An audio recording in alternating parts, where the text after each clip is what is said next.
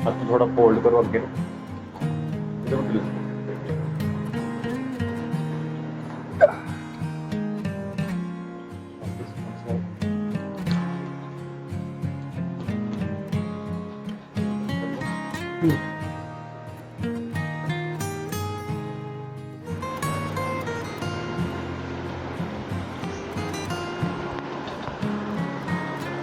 ਤੁਸੀਂ ਨਾ ਕਰੋ ਬਿਲਕੁਲ ਮੇਰੇ ਹੱਥ ਤੇ ਭਾਰ ਛੱਡ ਦਿਓ ਹਾਂਜੀ ਹਾਂ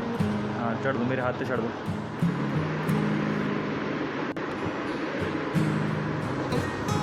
ਜਦੋਂ ਲੰਬੀ ਸਾਹ ਲਓ ਦੱਸ ਦੇ ਫਿਰ ਛੱਡੋ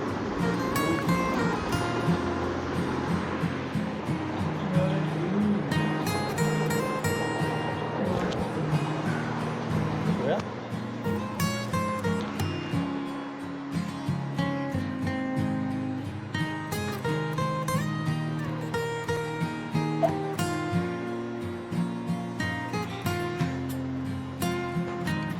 ਦੱਸੋ ਭਾਜੀ ਕਿੱਦਾਂ ਲੱਗਦਾ